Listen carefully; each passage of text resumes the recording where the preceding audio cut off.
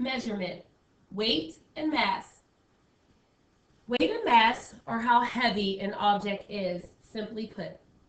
The three of these things I have here, this is called a balance. We use to compare two different types of objects to see if we can get if they were about the same weight. So it's used to compare mainly. This is the scale. It's used for heavier weights, like a person standing on it. And this is a kitchen scale. We typically use it to measure lighter things in the kitchen, like meats and vegetables. So, units used to measure weight. Well, first we have what's called standard U.S. measures, because we use these in the U.S.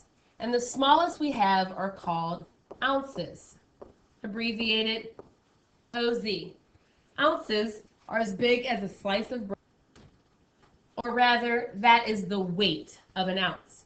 And then we have pounds, abbreviated LBS.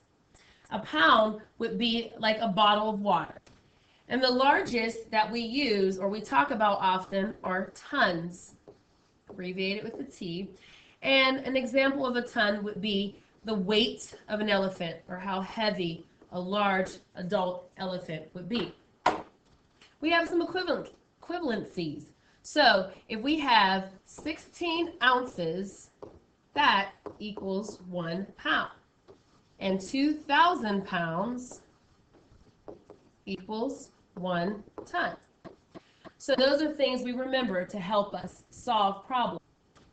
And then on the other side, we have what's called metric units. These are used in other places, other countries, other than the U.S. Sometimes here in the U.S., most of the time, doctors' offices will use metric. Or you may see metric measurements on the bottom of boxes or food in your kitchen.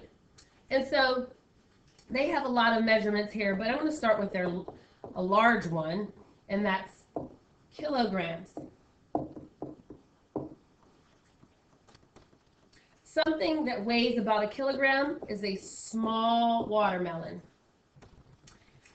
And then they have what's called a hectogram, and then a decagram. And then we have what are called grams. Gram is about as heavy as one small paper clip. And then after the grams, we have what's called a decigram, which means 1/10 of a gram. And then we have a centigram, which is 1/100th of a gram. And then we have something called milligrams. The most common place that we see milligrams used is in medicine. You might take so many milligrams of medicine. A milligram means 1,000th of a gram. So if they had that small paper clip and cut it up into 1,000 equal pieces and took one piece, that would be a milligram. And so some of the conversion or the equivalencies here, if I have 1 kilogram, it is equal to 1,000 grams.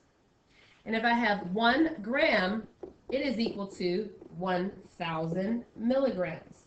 And so those are some things to remember. And I left a little note down here for you to help you see some other items that are about a gram.